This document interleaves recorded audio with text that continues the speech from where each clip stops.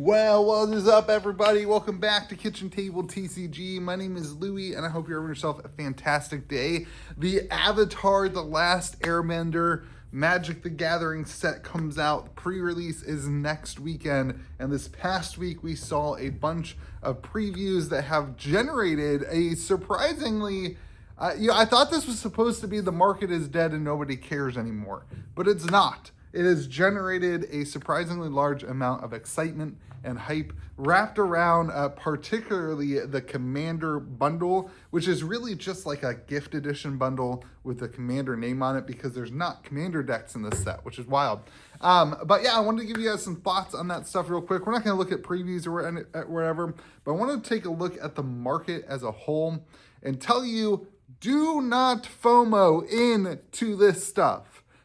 Do not, be careful. Do not FOMO into this excitement and hype early on, in the end of this week and early on in next week. There is some cool cards in these sets. I agree. The reprint of the free Commander spells, like if you control your Commander, you get to play it for free. Fierce Guardianship, Deadly Rollick, that kind of thing. Those are good reprints. Don't get me wrong. That's a huge win for the Commander bundles. I'm glad that those bundles have value and have, a good chunk of reprint equity in them. But as a whole, there's still a lot of downwards pressure on the industry as a whole. And that's just something to keep in mind, that even though a specific set can be exciting and doing well and some attention can be on that, the market dynamics are still really important to watch and to look at. And right now, I don't anticipate there being anything to, FOMO over and to hop in and go really heavy into as a result of just the market is cooling off. It's stabilizing. There's far less investors and flippers and resellers that are looking at this particular Avatar product in whole. A lot of them are out because of what happened to Spider-Man. So when you start looking at Avatar and you start seeing that pressure is not there, that kind of high volume buyer who's buying stuff at, the $300, $400, $500 price point, thinking that they can flip it at $750, $800 is not there. So I don't think there's enough trajectory for the collector boxes or even those gift bundle Commander boxes to really continue on the current trend. And then on top of that, this is the thing that always happens with Magic releases. We all use TCG Player to gauge the value of the product. There's nothing wrong with that. TCG Player is great. Use my affiliate link in the description of my videos, helps out the channel, right? But there's nothing wrong with looking at TCG Player for the value, other than TCG Player sellers cannot list their boxes unless they are a brick and mortar store who also has the ability to do pre-orders. They have to sell a certain amount of product to do pre-orders. So a lot of the supply of Magic is not even there yet. And in the next 2 weeks, you're going to see some increased supply. This happened with Spider-Man. This happened for a little bit with Final Fantasy. Across the board, there are people who get great deals on stuff. There's people who don't own stores, but they have connections, or they get a good pre-order in from a store down the road or whatever, and they aren't able to list their product yet.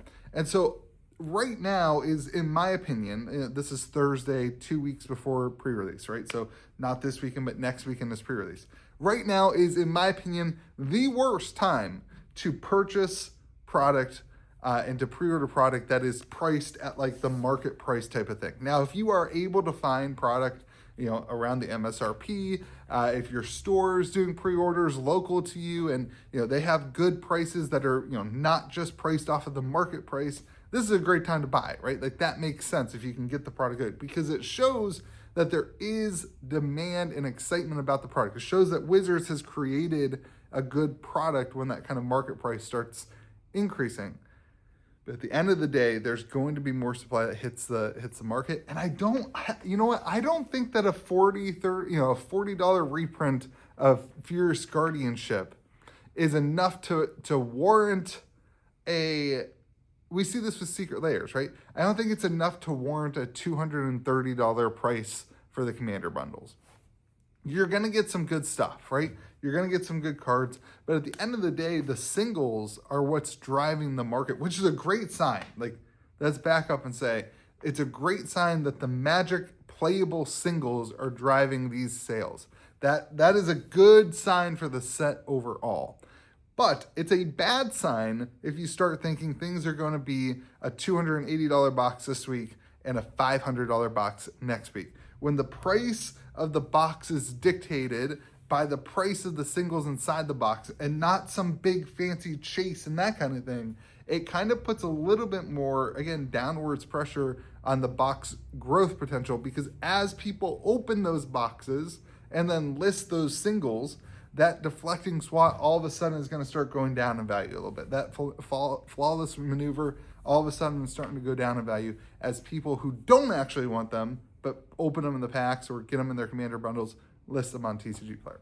So there's a lot of hype, a lot of excitement. The set seems really, feels like Magic. I anticipate our pre-release is going to do better than Spider-Man. I anticipate, we've had great pre-sales, and there was a ton of demand from both. There's some demand from locals. There was demand from the Gold Wizard program. There's some demand just online. It seems like there's a more real demand for this product than Spider-Man. Spider-Man, it did feel a little bit artificial. You could kind of feel like the purchasers were much higher volume purchasers, rather than this seems like a wider spread of lower volume purchasers.